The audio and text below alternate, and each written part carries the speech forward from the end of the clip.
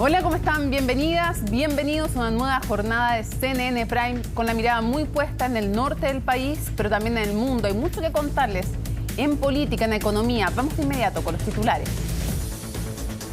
Se agudiza la tensión por la crisis migratoria en la frontera norte. Hoy el gobierno peruano decretó estado de emergencia en 7 departamentos, entre ellos Tacna. Con esa medida, las Fuerzas Armadas apoyarán los controles que realiza la policía. Esto debido a los grupos de migrantes indocumentados que intentan ingresar a Perú desde Chile. Por 55 votos a favor, 47 en contra y 6 abstenciones, la Cámara de Diputados aprobó la solicitud de Chile Vamos para interpelar a la ministra del Interior, Carolina Toá.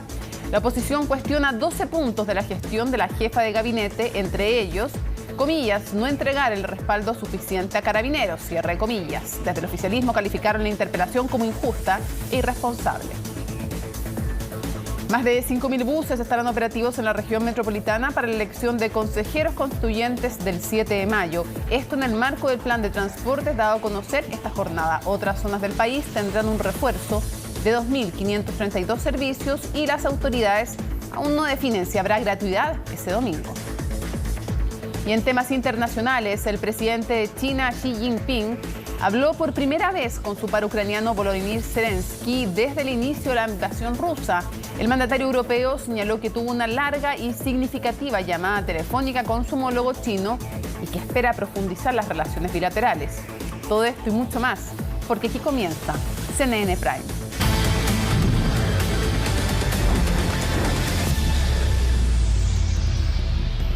Pongan muchísima atención a lo siguiente: el sueldo mínimo este año va a ser con efecto retroactivo. Esto porque la falta de acuerdo con las pymes entrampó el avance legislativo y solo se aprobó en general.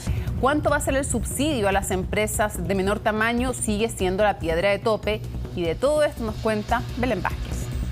Todavía no hay acuerdo, pero al menos el plazo ya está. En 5 días hábiles, el gobierno y las pymes deben llegar a un consenso respecto del subsidio que permitirá mitigar el impacto por el alza del salario mínimo. Es un diseño complejo que varía por tipo de empresa. Entonces hay una serie de especificaciones, de características concretas que hacen que no sea fácil llegar a un acuerdo específico respecto a cada una de las cifras. El debate que ha entrampado las conversaciones es el monto del mecanismo de subsidio. Por ahora se aseguró la continuidad por los meses de mayo y junio, pero desde julio en adelante es una incógnita. Y es que las diferencias entre el número propuesto por las empresas de menor tamaño y el propuesto por el gobierno distan mucho entre sí, impidiendo alcanzar un acuerdo concreto, más allá de que esta jornada hubo avances que permitieron aprobar el proyecto en general por 13 votos a favor. Lamentablemente no pudimos seguir avanzando en los detalles del proyecto de ley, en particular porque la oposición no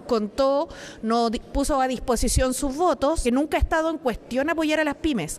No es contradictorio subir el salario mínimo y apoyar a las pymes. La propuesta de las pymes es mantener los 32.000 pesos actuales, pero sumarle un monto escalonado según el tamaño de la empresa y la proporción del aumento.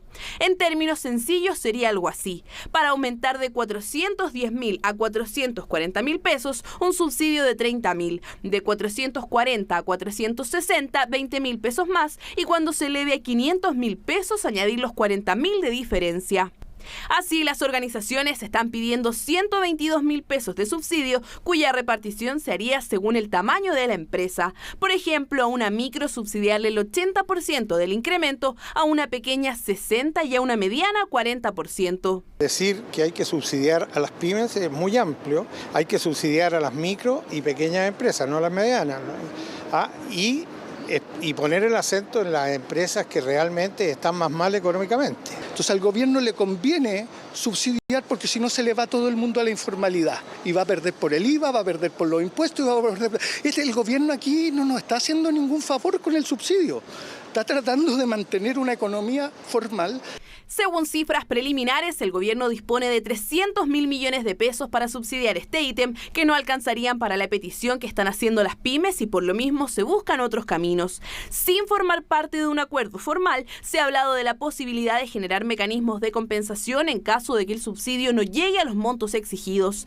Esto podría ser mantener el impuesto de primera categoría en 10% o crear instrumentos para aliviar las deudas tributarias y previsionales de las empresas. Nosotros tenemos también nuestras necesidades necesidades y nuestras condiciones, y creemos que es el momento de que sean escuchadas. Quizás habría sido mejor que hubiesen sido escuchadas 2 meses atrás, como cuando se inició el diálogo sobre el salario mínimo, pero bueno, están ahora y lo importante es que hemos adquirido un compromiso. Nosotros estamos detrás de los temas relevantes para la economía porque podemos ser beneficiarios o víctimas de las decisiones que se toman. Y no nos vamos a conformar con decisiones que nosotros no podamos compartir y discutir. El aumento del salario mínimo sí o sí estará para después del 1 de mayo, toda vez que aun cuando las organizaciones de pymes y el gobierno firmaron una declaración conjunta que destrababa el debate, solo se avanzó en general y la votación en particular quedó para el 8 de mayo, cuando los parlamentarios retornen de la semana distrital. El gobierno aseguró que la interpelación a la ministra del Interior, Carolina Toá, esconde un fin electoral, dado que su anuncio se hace a un poco más de una semana de la elección de los consejeros constitucionales. Vamos a tomar contacto con Giselle Vergara, quien tiene todos los antecedentes de estas jornadas del Congreso Nacional. Giselle, buenas noches. Hola Mónica, ¿cómo estás? Muy buenas noches. Una interpelación que se votó durante esta jornada de la Cámara de Diputados, justo al comienzo de la sesión. 55 votos a favor, 47 en contra y 6 abstenciones. Interpelación que fue presentada por Chile Vamos, a la que se sumaron los votos de algunos republicanos y también de parlamentarios diputados del Partido de la Gente. Argumentos que iban en la línea de poder buscar mayor información con respecto a temas que a juicio de quienes presentaron esta interpelación la ministra no estaría a la altura, como por ejemplo la relación con carabineros, lo que tiene que ver con migraciones, con el aumento de los delitos o los narcofunerales, el crimen organizado. Temas que tienen que ver con seguridad pública, con incendios forestales, también con migraciones. Una interpelación que finalmente se va a llevar a cabo el próximo 16 de mayo a las 3 de la tarde en la Cámara de Diputados y que tuvo los respaldos suficientes, eso sí, con bastantes parlamentarios que no se encontraban a esa hora en la sala de la Cámara de Diputados, con importantes ausencias en cuanto a números que si hubieran estado durante esta jornada a esa hora que se votaba, quizás el resultado podría haber aumentado los votos a favor, pero también podría quizás haber quedado atrás esta interpelación, porque eran parlamentarios de oficialismo, parlamentarios de Apruebo Dignidad, los que faltaban durante esta jornada a esa hora de la mañana acá en el Congreso Nacional. Pasemos a revisar declaraciones de inmediato del diputado Andrés Longton con respecto a esta interpelación que fue presentado por Chile Vamos. Si nosotros quisiéramos utilizar esto como una plataforma real para un fin político, nos habríamos preocupado de presentar esta interpelación semanas previas para efectos de que coincidiera con la elección. Creemos que ella está en una indefinición respecto a poder dejar de lado las posturas más radicales dentro del gobierno, que ven cualquier medida que fortalezca la seguridad en nuestro país como represivas. Y mientras la ministra Toá no tenga una definición respecto de eso, va a caer en constantes contradicciones y va a estar frenada constantemente respecto de las acciones a impulsar. Claro, el diputado Longton señalaba que no existe este fin político como se había comentado durante esta jornada, porque esta interpelación se va a realizar posterior a las elecciones del próximo 7 de mayo. Lo cierto es que se presenta, se da a conocer esta intención, se vota durante esta jornada, poco más de una semana de realizarse las elecciones. Ahí va la crítica que se ha realizado desde el oficialismo a esta interpelación que finalmente se va a concretar a mediados del mes de mayo. Una jornada también donde el diputado Longton también lo señalaba y lo señalaron otros parlamentarios de Chile Vamos, que era una instancia para que la ministra pudiera definir cuál es su postura frente a estas dos almas del gobierno que decía el diputado Guillermo Ramírez hace que se contradiga en algunos de sus discursos, en algunos de sus planteamientos. También señalaba el diputado Ramírez que con algunos de los dos sectores va a tener que quedar mal tras ocurrir esta interpelación y los argumentos que se van a entregar en ella, porque recordemos que es un cuestionario de preguntas, un cuestionario que va a ser sabido por la ministra. El cuestionario se le entrega a quienes son interpelados y ellos conocen todas las preguntas que se le van a realizar en este proceso. Durante la jornada también el subsecretario del Interior, Manuel Monsalve, y otros ministros se refirieron a esta interpelación. El subsecretario Monsalve desdramatizó la situación, le puso paños fríos, dijo que más que dramatizar lo que podría ocurrir con una interpelación, esta es una instancia donde la ministra va a poder responder con argumentos, a su juicio, las preguntas que tienen relación, por sobre todo con el tema de seguridad, considerando que en el Congreso se están tramitando diversos proyectos. Son estos 31 proyectos que se conocieron ya hace algunas semanas y que forman parte de esta batería importante de iniciativas que desde el Ejecutivo buscan mejorar la seguridad de nuestro país. Pasemos a revisar las declaraciones del subsecretario Monsalve y también del ministro de Justicia. A uno le gustaría, lo hemos dicho y lo reitero aquí, que no se busque la seguridad y el temor de los ciudadanos un clivaje político para buscar resultados electorales. Y también creo que es muy importante decirle a las autoridades de la oposición, durante 5 años la inversión en las regiones del norte cayó sistemáticamente. Yo pregunto, ¿quién se hace cargo de esa responsabilidad? Este gobierno tiene que hacerse cargo de cambiar eso, pero eso se generó en otro gobierno. Y es bueno también que quienes alcen la voz también asuman con humildad un espíritu de autocrítica. Mire, una de las ventajas que tiene la interpelación es que permite un debate público. Bueno, ahí veremos. No, los tipos que estamos, a mí me parece que es un trabajo conjunto. El Ejecutivo con el Congreso fijó 31 proyectos prioritarios, nosotros hemos estado intensamente en el Congreso. Es que claro, desde el oficialismo también señalaban durante esta jornada, Mónica, la importancia que tienen estos proyectos en los que se está trabajando en materia de seguridad, los avances que se han tenido con algunas leyes, como por ejemplo la ley Nenretamal, que ya fue despachada desde el Congreso, y en lo que se está trabajando semana a semana en cada una de las comisiones, también en el trabajo en sala. También señalando desde el oficialismo el punto político que se está realizando con presentar esta interpelación durante esta semana, a pesar de que desde la oposición señalaban que, claro, se va a realizar posterior a las elecciones del próximo 7 de mayo. Pasemos a revisar declaraciones de diputados oficialistas.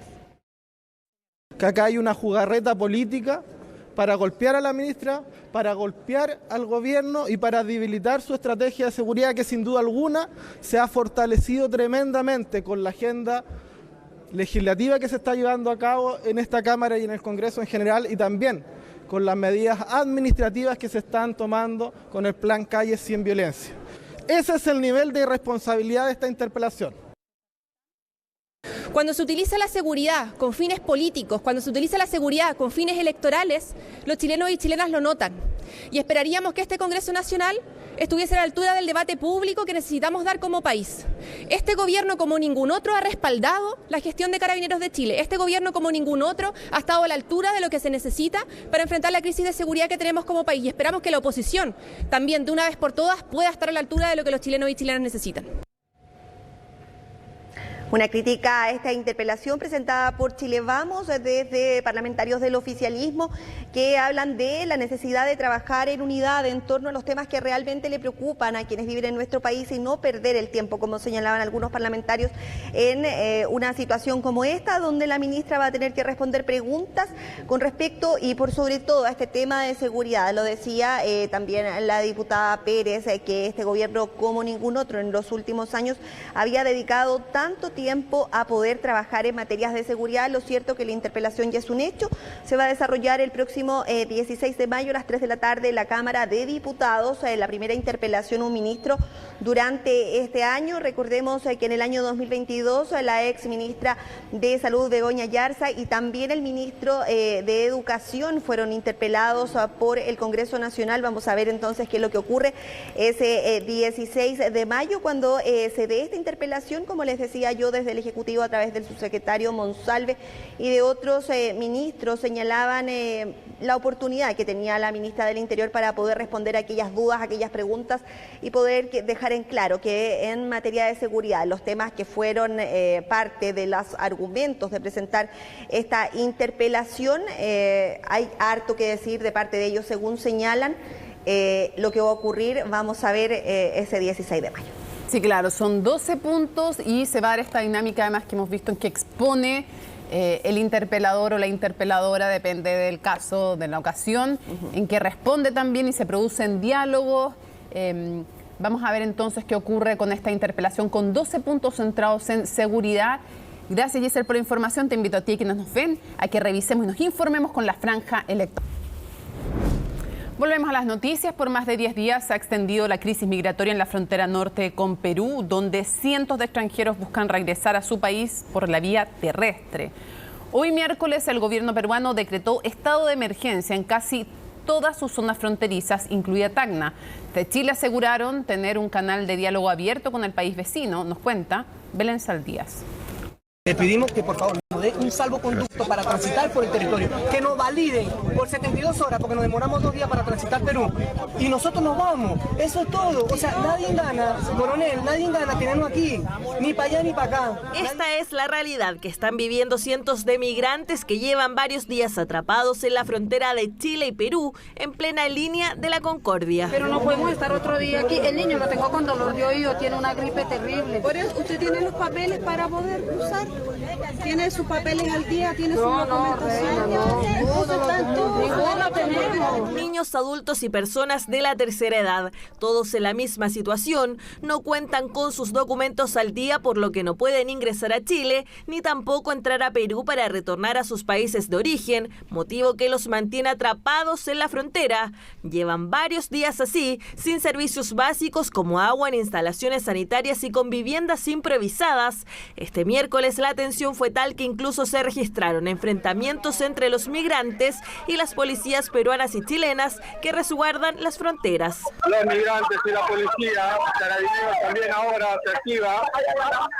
Ahí vemos al personal policial, Carabineros de este lado y los migrantes hacia el medio, están siendo retirados en estos momentos, aquí en la línea de la Concordia. Han sido varios los episodios como este que han ocurrido durante los últimos días. Para enfrentar esta crisis, el gobierno peruano decretó estado de emergencia en todas sus zonas de frontera con Ecuador, Colombia, Brasil y Chile. Se ha aprobado un decreto supremo que declara el estado de emergencia en las zonas de frontera de los departamentos de Tumbes, Piura, Cajamarca, Amazonas, Loreto, Madre de Dios y Tacna. Permitirá la ejecución de operaciones policiales relacionadas al control de nuestras fronteras. Además, la mandataria peruana anunció que también se aprobó un decreto supremo que modifica el reglamento de la ley de migraciones para que los extranjeros que ingresaron sin control migratorio puedan registrarse vía regularización.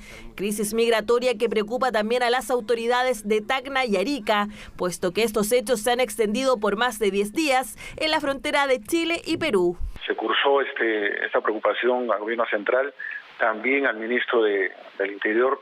Ellos han trasladado efectivos policiales a Tacna.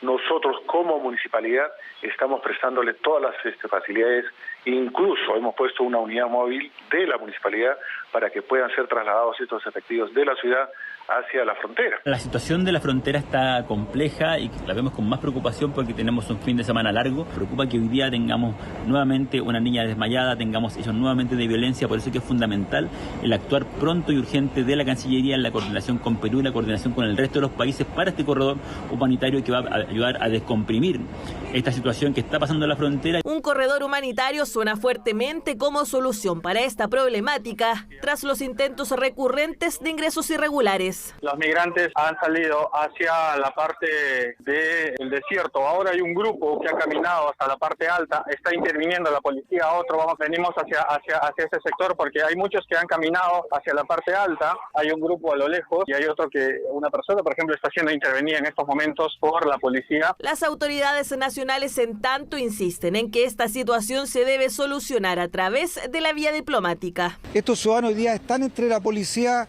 peruana y la policía chilena, pero esto se resuelve conversando. Y por tanto, por eso es que ayer informó el canciller que a través de la subsecretaría de Relaciones Exteriores se estaban ayer llevando adelante conversaciones con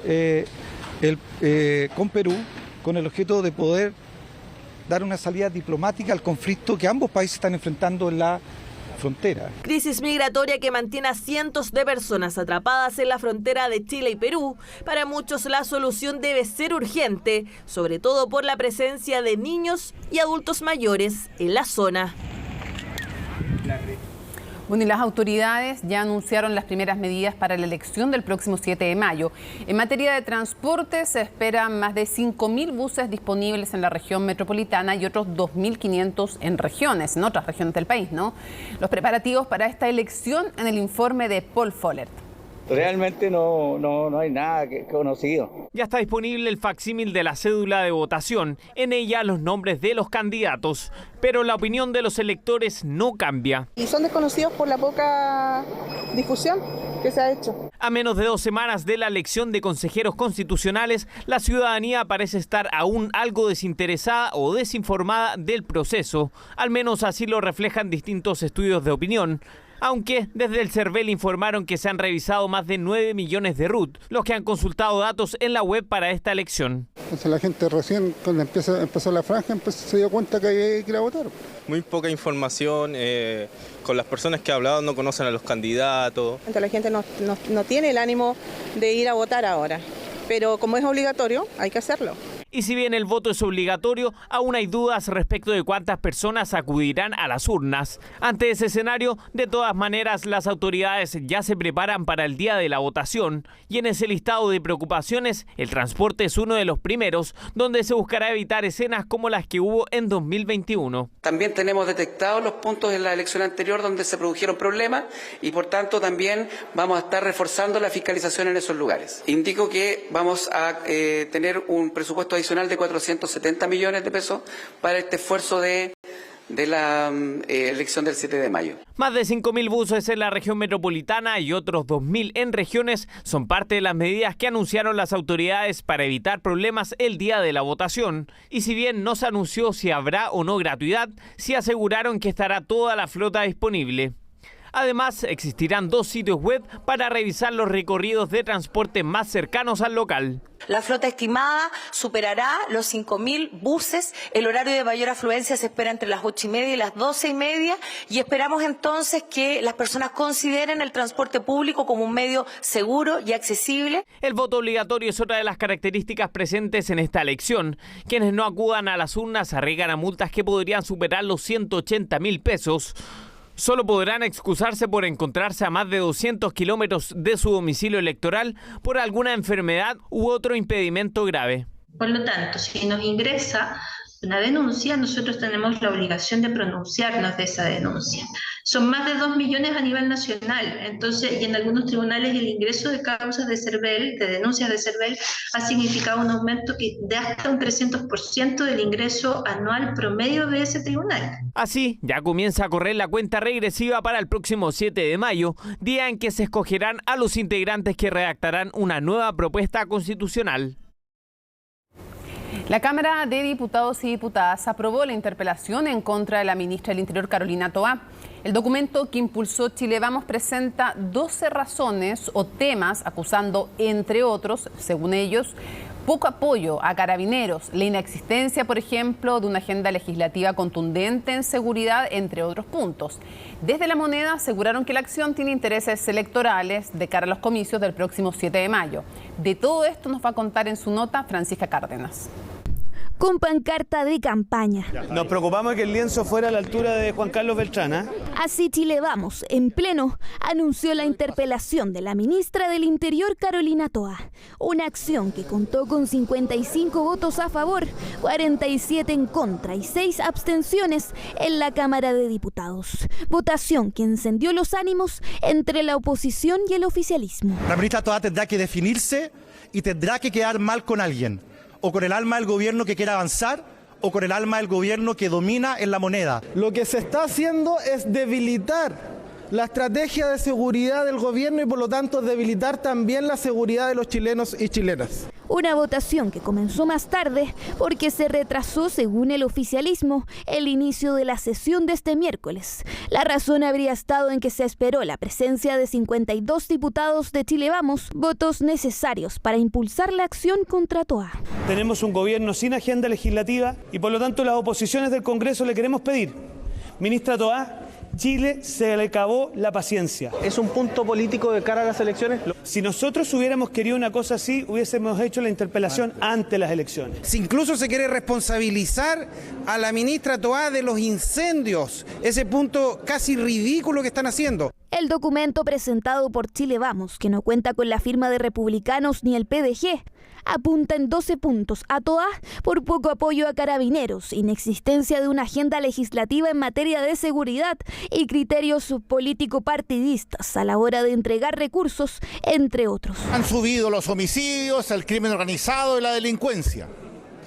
Y la persona que debe estar al frente con un plan integral para luchar contra esto no da para más. Este gobierno, como ningún otro, ha estado a la altura de lo que se necesita para enfrentar la crisis de seguridad que tenemos como país y esperamos que la oposición también de una vez por todas pueda estar a la altura de lo que los chilenos y chilenas necesitan. La titular de Interior ha enfrentado distintas críticas en medio de la agenda de seguridad que pretende impulsar el Ejecutivo, como el proyecto de reglas de uso de la fuerza, el cual, según la oposición, retrocede los avances de la ley Naín Retamal y levanta dudas sobre el respaldo a las policías.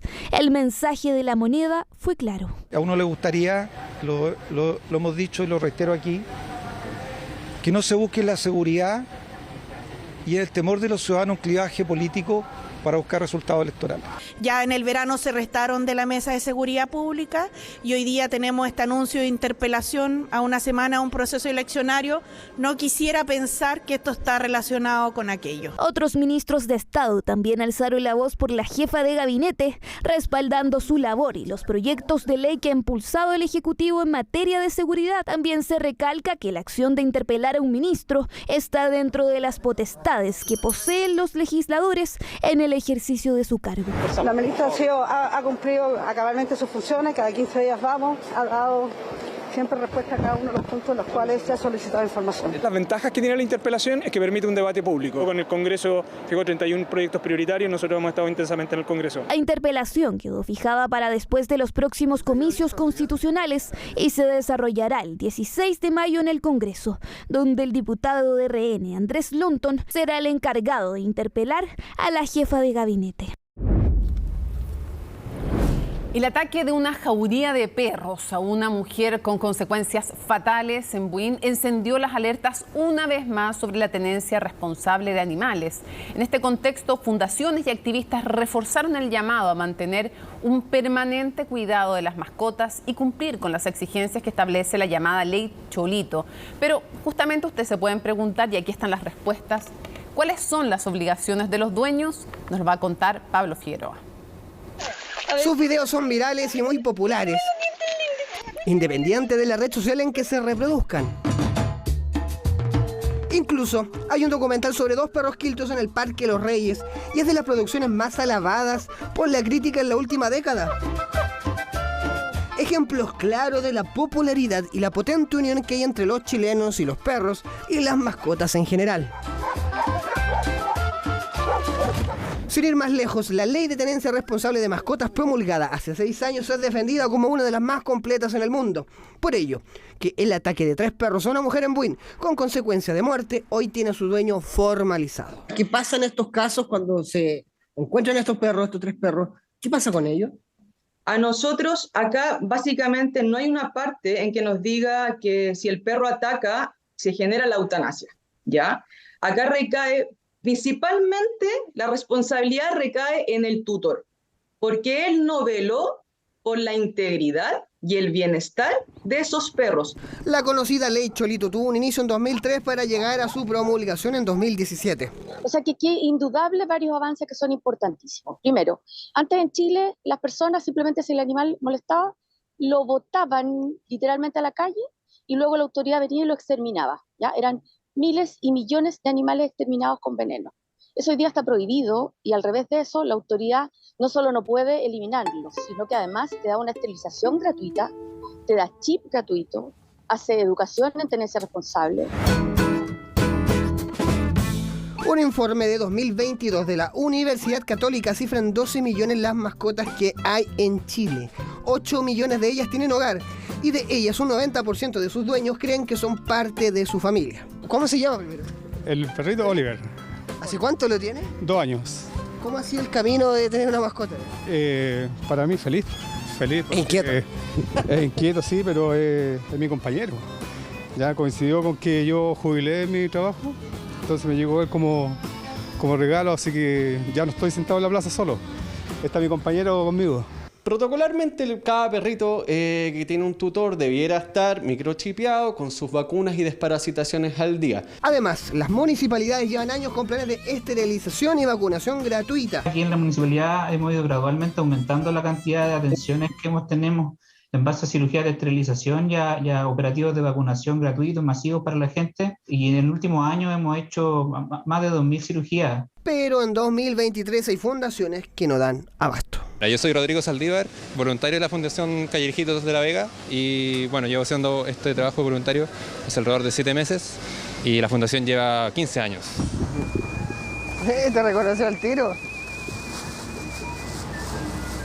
¿Conocido? Sí, conocido. Sí, pues yo tengo 40 años aquí en La Vega y se llama Claudio. ¿Hace cuánto está el perro? Oh, toda una vida, yo creo que unos 10, 15 años aquí.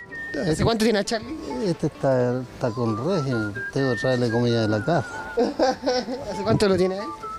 Este tiene como 15 años ya. También tomar conciencia sobre la tenencia responsable, yo creo que al final esa es la raíz, porque la Fundación lo que más trata de lograr es que se genere una educación al respecto de la tenencia responsable. Actualmente estamos con un número sumamente alto que no nos había tocado antes. Hemos estado con un periodo de abandono que es muy alto. Hemos llegado actualmente a estar con aproximadamente 150 perros. Nuestra capacidad máxima son de 120. La realidad de fundaciones y dueños en torno a la tenencia responsable de animales y sus esfuerzos para concientizar a los tutores. Finalmente, es quien adopta siempre y ante todo escenario responsable de sus mascotas.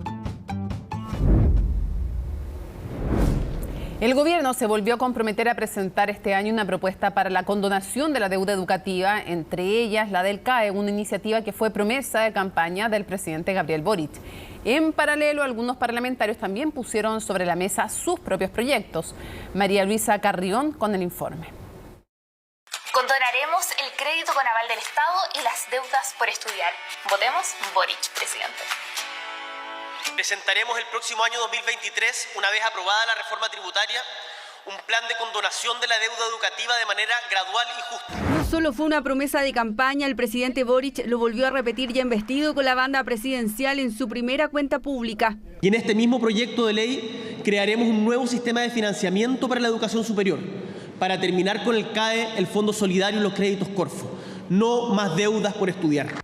Sin embargo, esta promesa tiene ahora un matiz. El proyecto de reforma tributaria tuvo un traspié en el Congreso y por ahora está fuera del mapa. La pregunta es, ¿están los recursos para insistir en esta iniciativa? Desde el Parlamento se han levantado propuestas para darle viabilidad. Por ejemplo, un grupo de diputados presentó este miércoles un proyecto de reforma constitucional que condona la deuda del CAE y no solo eso, también extingue las obligaciones del Estado y los usuarios con la banca. Es costo cero para el Estado, está admitida a tramitación, no es inconstitucional, ya está radicada en la Comisión de Constitución. Queremos decirlo de una manera franca y muy sencilla.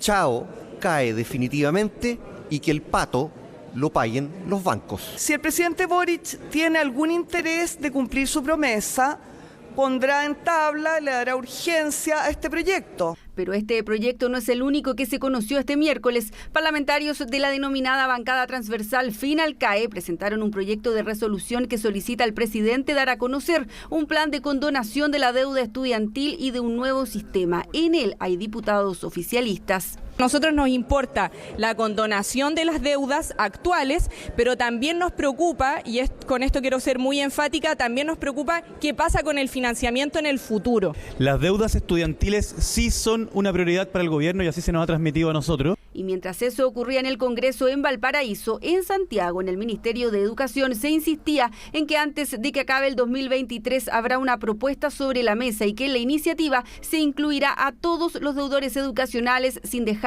a nadie afuera, dicen las autoridades. Estamos trabajando y tenemos el compromiso como subsecretaría y como Ministerio de Educación de entregar una propuesta durante 2023 que no solo, esto es importante, no solo resuelva con un plan de condonación la situación de las y los actuales deudores, ¿no?, sino que también cree un nuevo sistema de financiamiento para que esto no vuelva a ocurrir nunca más, para que superemos de una vez por todas los mecanismos de financiamiento a través de deuda, que distintos sectores en la política, en la sociedad, planteen sus propuestas, levanten alternativas. Nos parece que da cuenta de un escenario en el país de que esta temática es relevante y debe ser abordada. Promesa que se reitera, pero aún queda la duda sobre los recursos, ¿están o no? ¿O de dónde podrían salir si es que finalmente no hay reforma tributaria? Los montos no son para nada bajos. El stock de deuda actual que está en manos de la banca y el Estado son 11.000 millones de dólares. Eso es la deuda, falta incluir todavía los intereses, eso es mucho más, de los cuales 5.000 millones están en manos de la banca.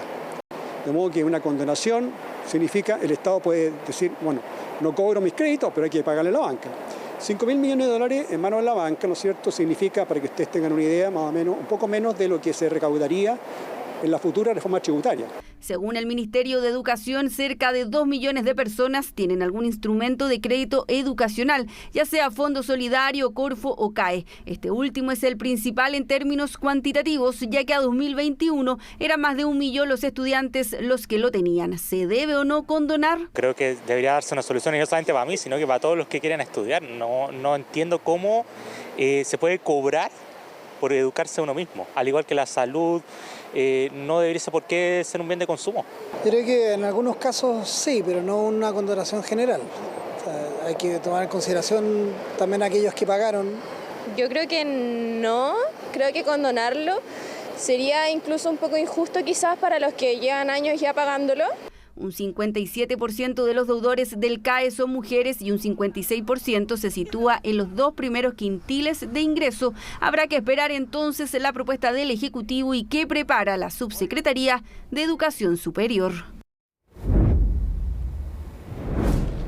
La repostulación de Joe Biden a la presidencia de Estados Unidos ha causado varias reacciones, entre ellas un video del Comité Nacional Republicano hecho con inteligencia artificial, lo que nos lleva a preguntarnos sobre los riesgos de las tecnologías para la democracia.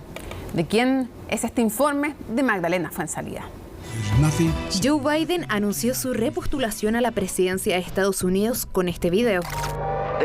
Pero, horas después, el Partido Republicano respondió con un video creado con inteligencia artificial, donde plantean un futuro apocalíptico en caso de que el actual mandatario sea reelecto. Un ejemplo más de cómo las nuevas tecnologías se introducen en todas las esferas.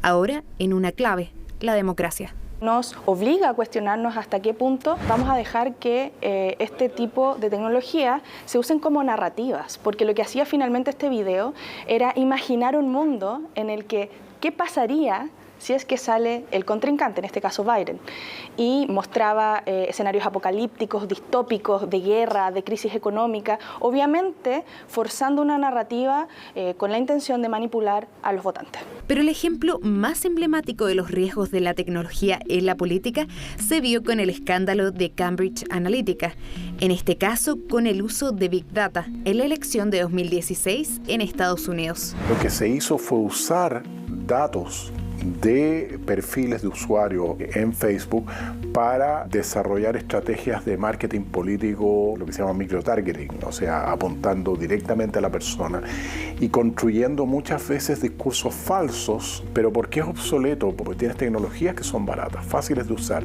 muy masivas desde el punto de vista de la llegada, y además está demostrado que impactan los resultados de una elección. Sumando todo eso, uno dice, se viene un escenario complejo. ¿Es cuestión de tiempo que la tecnología decida por nosotros? ¿Es cosa de preguntarle a ChatGPT por quién votar? Hicimos el ejercicio y esto fue lo que nos respondió.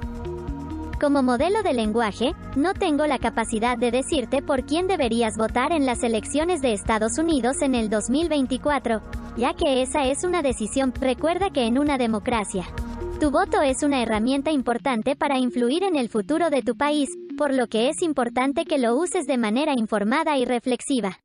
Una respuesta coherente, pero que si uno pide un resumen de los mejores puntos de un candidato, ¿de dónde sale esa información? La clave está en cuestionar y chequear.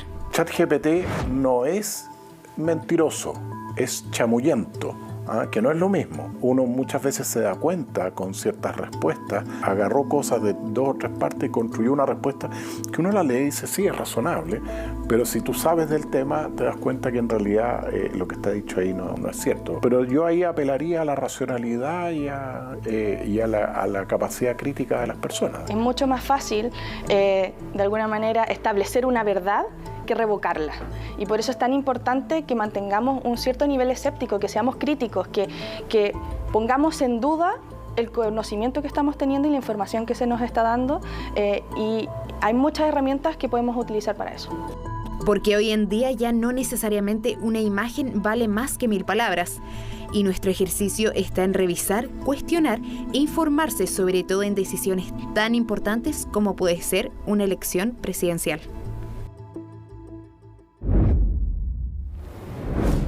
Estamos listos justamente para las elecciones de Norteamérica, para anunciarlas, para analizarlas, pero también muchas otras noticias junto a Isel Guerra. ¿Cómo estás, Isel? ¿Cómo estás, Mónica? ¿Todo bien? Vamos a comenzar esta revisión internacional al otro lado de la cordillera, en Argentina, con esta tensión cambiaria. Tremenda tensión que hay política, económica, o sea, se suma esto. Claro. Complicado porque más muchos echan atrás la memoria y se acuerdan del corralito. Exactamente, y más ahora con el aumento que ha tenido en los últimos días el dólar blue, también conocido como el dólar paralelo, que rozó los 500 pesos argentinos.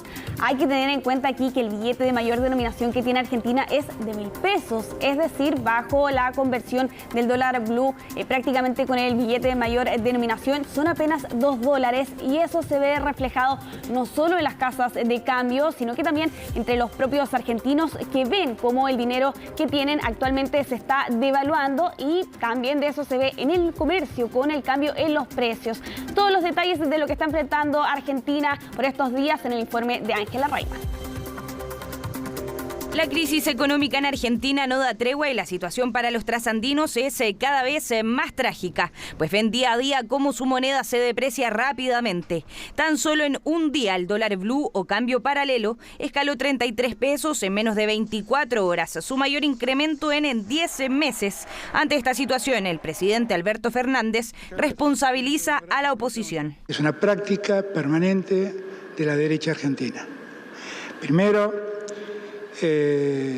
instalan rumores a la mañana, operan durante todo el día y cuando termina la tarde retiran su rentabilidad del mercado cambiario. El dólar blue opera fuera del mercado formal, pero en la práctica sirve de referencia para los argentinos debido a las restricciones cambiarias. Y hoy por hoy, el dólar paralelo es el reflejo de la incertidumbre financiera que existe al otro lado de la cordillera. Esta semana el valor del dólar blue llegó al borde de los 500 pesos argentinos. Y aunque se logró estabilizar durante este jueves, los argentinos resisten el alza sostenida. Vamos a cambiar los precios. Pensé poner precios en dólares, ¿para qué? Para vender en pesos, pero al valor del dólar del día. Porque no sé cómo ya manejar. Las chicas están haciendo cartelitos todos los días. considerando que el billete de mayor valor en el país vecino es de 1.000 pesos. Para cambiar, por ejemplo, $100, se van a recibir 50 billetes de 1.000 o casi 100 billetes de 500 pesos argentinos. Puedo hacer las compras del supermercado y semanalmente me van aumentando las cosas semanalmente. Es decir, y en una proporción a veces en los alimentos del 10 al 15%. El sueldo literalmente se está destruyendo. Las paritarias y los aumentos programados se fueron por la borda. Simplemente en las últimas 24 horas eso se cayó, se destruyó. Siempre fue 5, 6, no sé, 10 pesos más, hoy son 100 pesos más. Y en el global, al cierre, que vos haces la compra del mes, es como, es un montón, es mucha la diferencia. La depreciación de la moneda argentina es crítica. De hecho, se traduce como la mayor desvalorización de América Latina durante lo que va del año, mostrando un retroceso de casi el 20% en solo 4 meses. Las reservas del Banco Central de Argentina son, según algunos expertos, negativas. Por eso es más difícil para la Casa Rosada contrarrestar el impacto del dólar paralelo. El golpe de la economía trasandina lo pegó la sequía que atraviesa el país vecino. El gobierno calculaba que con el flujo natural de las exportaciones de granos, sobre todo de soya, iba a alcanzar a aguantar hasta diciembre. Pero con la caída vertical de esto es como una especie de cisne negro, hemos tenido una sequía de la peor en un siglo, cayó brutalmente la producción y las exportaciones de soja, esos dólares no entran y el gobierno no tenía plan B. Pero la preocupación ante la inflación ha calado hondo. Esto llevó a apurar las tratativas con el Fondo Monetario Internacional y a toda esta crisis se suma la inestabilidad política y las elecciones presidenciales que tendrán lugar el mes de octubre sin Alberto Fernández. Vos me preguntás qué va a cambiar eso. En realidad no va a cambiar nada. El gobierno argentino hoy por hoy no está buscando cambiar nada. Lo que está buscando es llegar a las elecciones sin tener que devaluar, sin tener que hacer el ajuste del tipo de cambio ellos. Muestra gran ineptitud por parte del gobierno argentino de cómo llegó hasta acá, que es porque no tienen ningún tipo de credibilidad. Cabe destacar que la brecha entre el dólar oficial y el blue ha superado el 100%. Las proyecciones de los expertos no son positivas. La pobreza en Argentina ya tiene cifras que superan el 50% y el escenario podría seguir empeorando durante este año. Bueno, lo veíamos en el informe de Ángela Rayman, los efectos que tiene el aumento, el alza del dólar blue o este cambio paralelo, lo ven también los turistas cuando ingresan a Argentina al hacer este cambio en este dólar informal, como también se le llama, y debido a la devaluación de la moneda, los mencionaba allí también el informe de Ángela Rayman, algunos negocios se cambian diariamente los precios, algunos ni siquiera tienen puestos los precios en vitrinas, justamente producto de esta situación que está enfrentando actualmente el país vecino y con las elecciones a la vuelta de la esquina prácticamente a finales de este año, en octubre, que como lo mencionaba ayer el informe, va a ser sin Alberto Fernández. Vamos a cambiar completamente de tema para hablar de una de las noticias del día, la llamada telefónica entre el presidente de China, Xi Jinping, y su homólogo ucraniano, Volodymyr Zelensky. Conversación que por lo demás estaba pendiente desde hace ya varias semanas, desde que Xi Jinping viajó, por ejemplo, a Moscú el mes pasado para reunirse con el presidente de Rusia, Vladimir Putin, y semanas después, cuando Emmanuel Macron y Ursula von der Leyen viajaron hasta Beijing, seguía pendiente la fecha de esta conversación telefónica. En esa oportunidad habían señalado que iba a ser muy pronto, finalmente ocurrió durante esta jornada, como ha sido calificada, al menos desde Ucrania, una conversación larga y significativa. Aparentemente habría durado y se habría extendido por aproximadamente una hora. A eso se suma también otro gesto que realizó Ucrania durante esta jornada, que fue el nombramiento de un embajador para China, y justamente hacía mención a estos dos hitos que se generaban durante esta jornada, esa llamada entre Xi Jinping y Zelensky, pero también este nombramiento de este diplomático. Desde China también entregaron sus reacciones a esta comunicación. De hecho, los medios locales señalaban que aparentemente aquí Xi Jinping habría dicho que el diálogo y la negociación son la única salida viable. Lo cierto es que China aquí busca instalarse como un mediador. Lo hemos visto, por ejemplo, con esta propuesta de plan de 12 puntos. Los invito a que pasemos a escuchar parte de las declaraciones que entregaba durante esta jornada el presidente ucraniano a raíz de esta llamada. Hoy tuve una conversación larga y en su mayoría razonable con el líder de China. Por lo general, este tipo de conversaciones se ven como un espacio para crear nuevas oportunidades. También tenemos la oportunidad de utilizar el poder político de China para reforzar los principios y reglas sobre los que se debe construir la paz. Ucrania y China, al igual que la mayoría absoluta del mundo, están igualmente interesadas en la fortaleza de la soberanía de las naciones. Bueno, China busca instalarse como mediador ante el recelo de Occidente sobre todo este plan de 12 puntos. Hay varias objeciones que al menos ven desde Occidente la cercanía con Vladimir Putin. Sin ir más lejos, en ese encuentro en Moscú, Xi Jinping calificó a Putin como un querido amigo. Se suman también las relaciones comerciales entre las dos superpotencias. Y aparte de este plan de 12 puntos para lograr la paz, lo que ha cuestionado aquí Occidente es que China califica a Rusia y a Ucrania en el mismo nivel, sin diferenciar entre el país agresor y el país agredido. La respuesta que daba Rusia durante esta jornada era alabar el gesto que había realizado China con esta llamada, pero respecto de las negociaciones señalaban que las expectativas y los objetivos que tiene aquí Kiev son bastante lejanos de la realidad, según señalaban desde el Kremlin. Estados Unidos también reaccionaba a esta llamada, poniendo paños fríos de todas formas, señalando que veían bastante difícil que esta llamada pudiera lograr algún avance, al menos el corto plazo, respecto de esta llamada telefónica. Vamos a cambiar completamente de tema, nos vamos a trasladar hasta Estados Unidos porque la denunciante de Donald Trump acudió ante el estrado en esta demanda de juicio civil. Aquí hago el alcance que se diferencia de lo que vimos hace algunas semanas atrás con el proceso de Stormy Daniels y estos 34 cargos contra Donald Trump. Este es un juicio de carácter civil, no penal, y donde acusa la denunciante, la escritora A. Jean Carroll, de presunta violación y difamación contra el exmandatario estadounidense. Y la verdad es que las declaraciones de esta jornada son bastante crudas.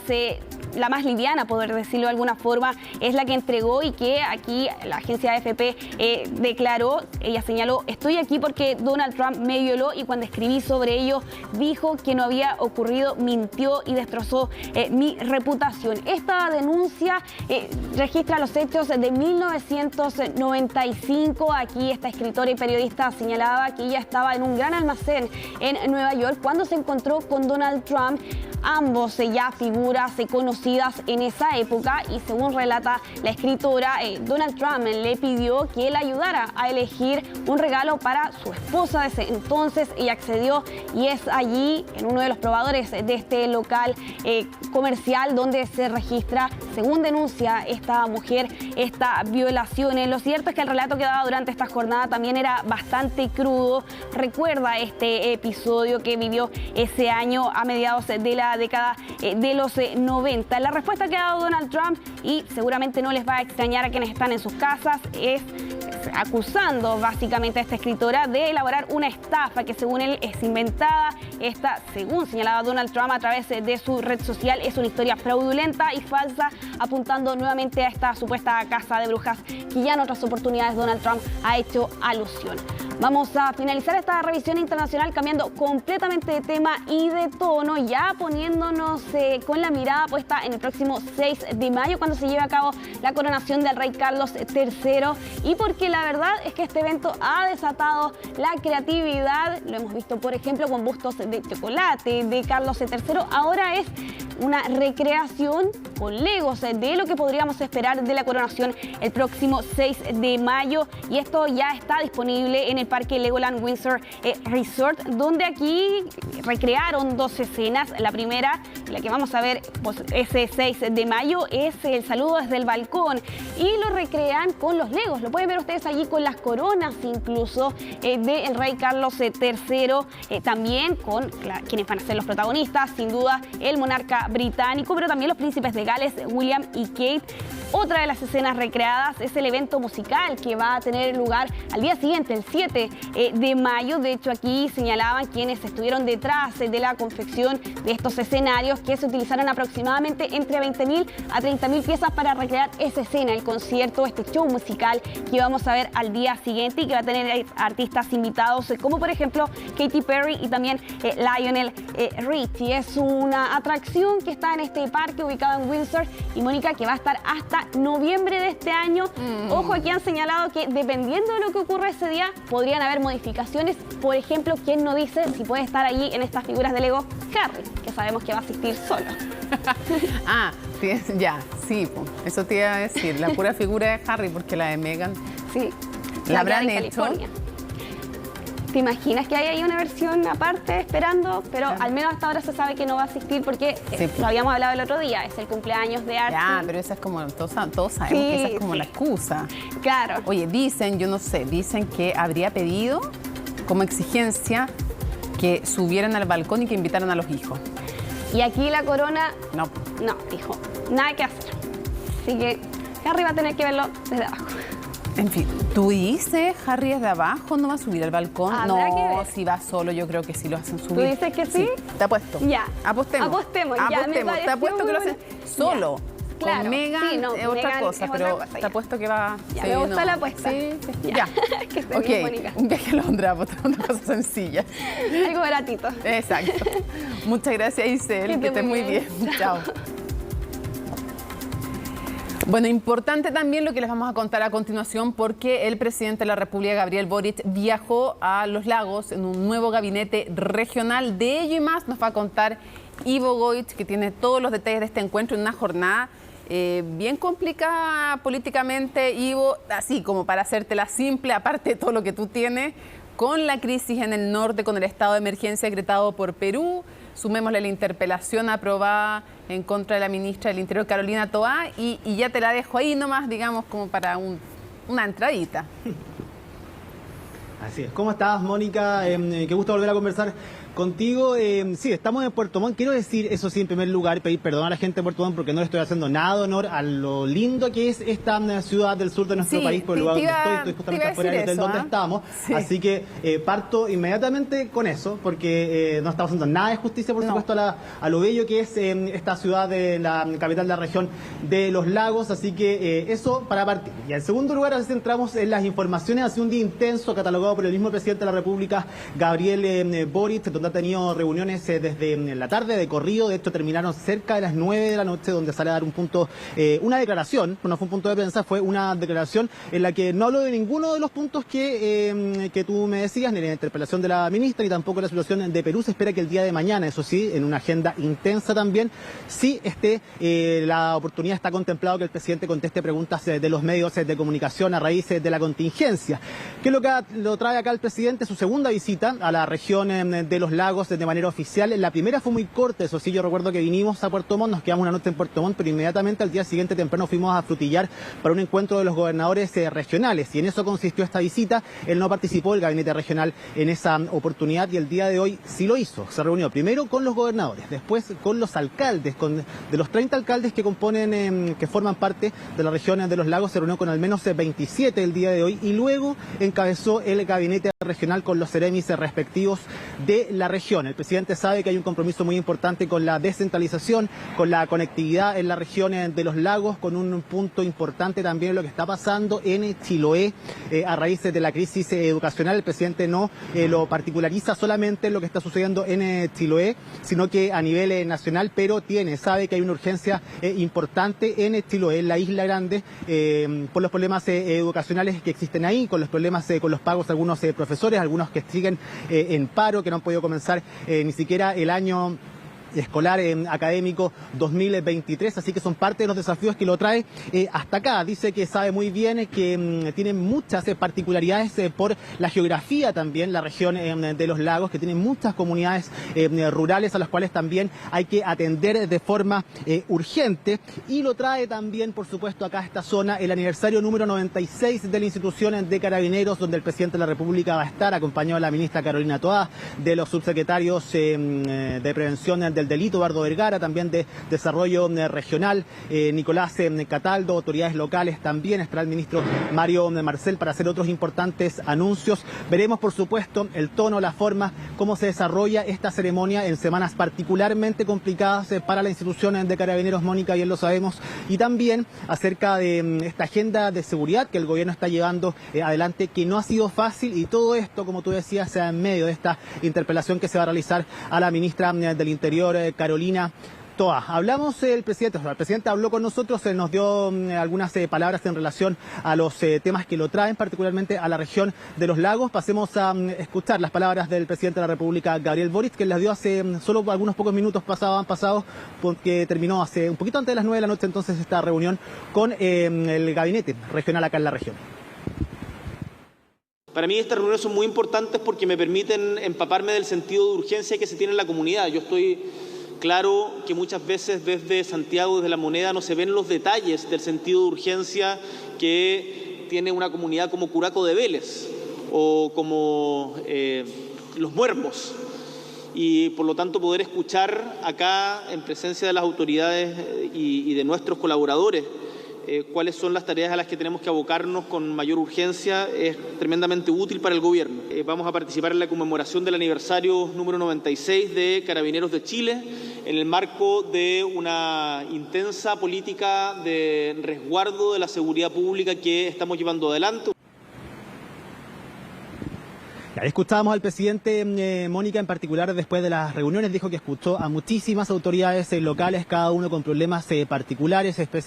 Hay un mandato también para que los seremis puedan ponerse a trabajar en las urgencias que aquejan a la región de los lagos. Y desde la región de los lagos, desde su capital, Puerto Montt, va a hacer un anuncio importante el presidente el día de mañana, el proyecto de rentas regionales, algo que se le ha venido pidiendo, se le pedía por parte de los gobernadores regionales al presidente para poder descentralizar el uso de los recursos finalmente para que ellos los puedan ejecutar. Mañana habrá importantes anuncios por parte del presidente de la República, Gabriel Boric, del ministro de Hacienda, Mario Marcel, en unas nuevas atribuciones que se les da a los gobernadores, dejando de lado ya de a poco la figura de los delegados presidenciales y otorgándole aún más atribuciones a los gobernadores, que son las figuras electas democráticamente quienes representan acá a cada una de las regiones de nuestro país. Así que entre la ceremonia del aniversario número 96 de Carabineros, este anuncio importante en términos del proyecto de ley de rentas regionales y también algunas otras reuniones con comunidades locales, con dirigentes vecinales de todos los sectores, dijo el presidente,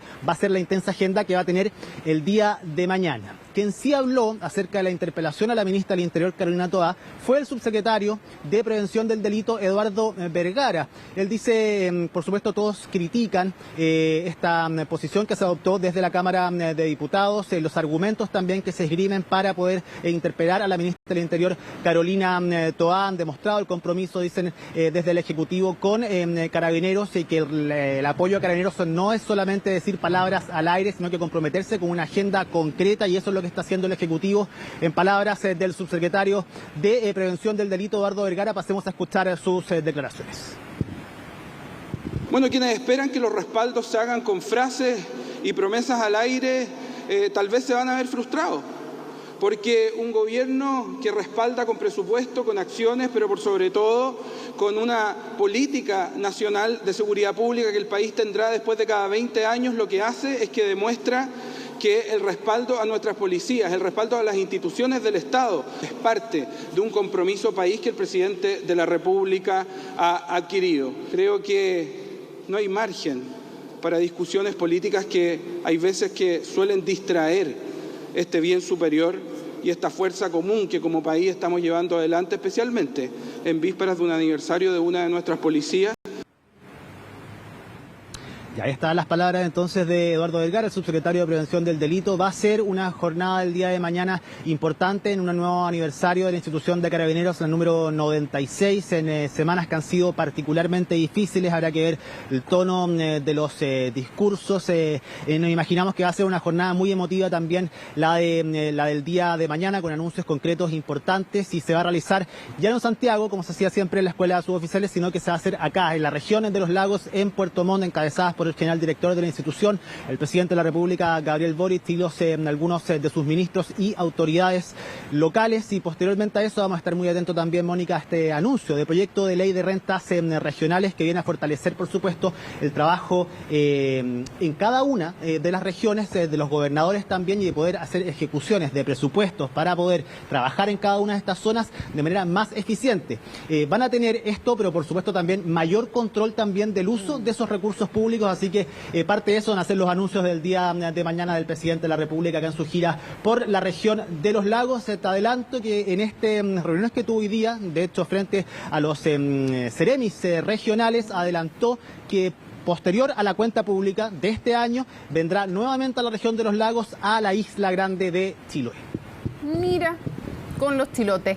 Ahora, ley de rentas regionales, que cuando fracasó la idea de legislar de la reforma tributaria se dijo inmediato que seguía corriendo, también como seguía corriendo en carril supuestamente separado el royalty. Ahora es difícil pensar que realmente corran 100% en caminos separados, porque son parte de una negociación política global, tanto finalmente el royalty como la reforma tributaria y la ley de rentas regionales. Tal vez esta última podría tener algún grado de avance mayor, sí, es cierto, pero pareciera ser un tema más global, Ivo. Bueno, se sufrieron todo un desajuste el Ejecutivo luego de que se rechazara legislar la reforma tributaria. Han sido meses difíciles también, viendo una búsqueda de acuerdos importantes, pero tratando de sacar adelante parte de algunos de los proyectos. Este de las rentas regionales es muy importante para el Ejecutivo, tiene que ver también con el discurso del presidente con el que llega al Palacio de la Moneda, de la descentralización, de fortalecer a los gobernadores, que son las figuras electas democráticamente en cada una de las regiones de nuestro país. Así que habrá que ver el tono en que se da mañana este anuncio, la fórmula también, y ver inmediatamente las reacciones y ver si va a tener este apoyo, que es importante. Al menos los gobernadores reconocen que es muy importante y agradecen que se haga este esfuerzo de poder seguir al menos lanzando y poder tramitar finalmente esta ley de rentas regionales que viene a fortalecer lo que es su trabajo. Así que el día de mañana va a ser una agenda intensa desde temprano la del presidente de la República, Gabriel Boric, acá en la región de los lagos, gira que termina el día de mañana también en la tarde-noche para volver posteriormente a la región metropolitana. Ya. Mañana entonces está, aunque usted no lo crea, él mismo lo dijo, así que no lo estoy echando el agua yo. Está en Puerto Montt. Qué bueno que... Sí, no, está en Puerto Montt. Damos fe de aquello. Ivo Goit está ahí. Pasó una micro, no es de las amarillas, así es que sí, pediste ya disculpas. Así que, pero digo, perdón, ya las amarillas pasaron, se me cayó el carnet, pasaron también las clásicas de acá, pero se ve que es micro de otra región, así que eso nos puede ayudar a confirmar tu hipótesis de que estás efectivamente en Puerto Montt. Prometo mañana al mediodía y en la tarde también tener imágenes que sí, evidentemente hagan honor a esta gran ciudad que es Puerto Montt, que es muy linda acá en la región de los lagos, así que me comprometo a eso. En la mañana, no sé, está difícil, pero en el mediodía y en la tarde de todas maneras. Ya no te vayas a ir a Puerto Montt, sí, no son por el chorro tampoco, no, o sea, a Chiloé. A Chiloé no nos vayamos a ir a Chiloé, no. No, nunca tanto, no tenemos tiempo. Nunca tanto entusiasmo, no alcanzamos. Feliz, pero no puedo. Sí. Muchas gracias, Ivo, que estés muy bien. Buenas noches. Nos vemos, que estés muy bien.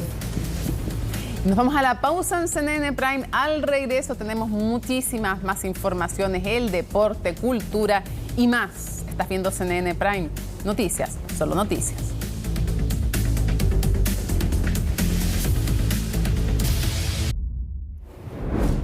Qué gusto, qué orgullo dar esta noticia, porque CNN Íntimo, ahí la ven con su conductora Matilde Burgos, atrás está la directora de nuestro canal, Ángela Robledo, y Margot Anaconda la ven más allá al fondo, también de negro, la productora de este espacio. ¿Por qué? Porque fue premiado en la categoría de Mejor Entrevista en los Premios Periodismo de Excelencia de la Universidad Alberto Hurtado. La distinción fue entregada por el programa dedicado a Paulina Urrutia. En esa oportunidad la actriz reflexionó junto a Matilde Burgos sobre la situación del teatro durante la pandemia, pero además abordó la situación de su esposo, Augusto Góngora, quien en el 2014 fue diagnosticado con Alzheimer. Desde ese momento, recordemos, la actriz se dedicó a cuidar a quien ha sido su pareja durante más de 20 años.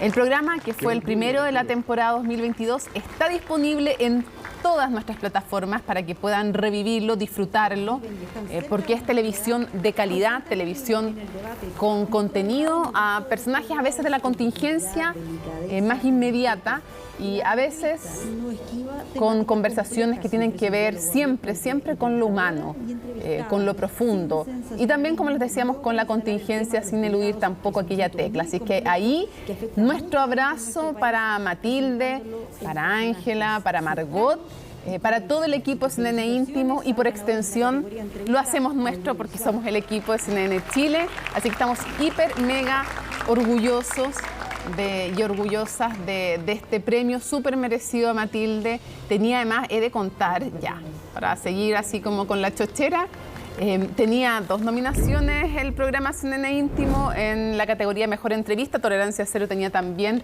una nominación y Matilde se lleva con su equipo, con nuestro equipo de CNN Chile, con su equipo de CNN Íntimo además, este premio súper merecido. De verdad, dense el regalo de ver esta entrevista de Matilde Burgos a Paulina Urrutia. Y les digo, dense el regalo porque es una entrevista preciosa, profunda. Un ejemplo, ustedes también que quieran ser periodistas, chiquillos, chiquillas, es un ejemplo cómo se entrevista también. Así es que con mucho orgullo, felicitaciones. Miren, ahí está la noticia y van a poder acceder también a la entrevista para que la disfruten y se den el regalo de ver esta y otras entrevistas, pero esta específicamente que ha sido hoy día premiada. Ya, se acaba CNN Prime, viene CNN Tiempo y luego ¿qué viene? Viene, como cada miércoles, análisis internacional en horario Prime. Conexión Global Prime. Hoy día vamos a tener una entrevista exclusiva al presidente de la Corte Interamericana de Derechos Humanos. Y está súper contingente porque conversamos de cosas muy, muy relevantes. La situación de los derechos humanos en todo el continente, en Chile también. Hablamos de la intento de un segundo proceso constituyente y muchísimo más. El Salvador, Nicaragua, Colombia, Brasil. Ni que les digo, hay muchísimo, por supuesto, que revisar. Una entrevista entonces exclusiva con el presidente de la Corte Interamericana de Derechos Humanos, que está sesionando en nuestro país. Miércoles 26 de abril. Así estuvo nuestro país y el mundo. Somos CNN Chile. Buenas noches.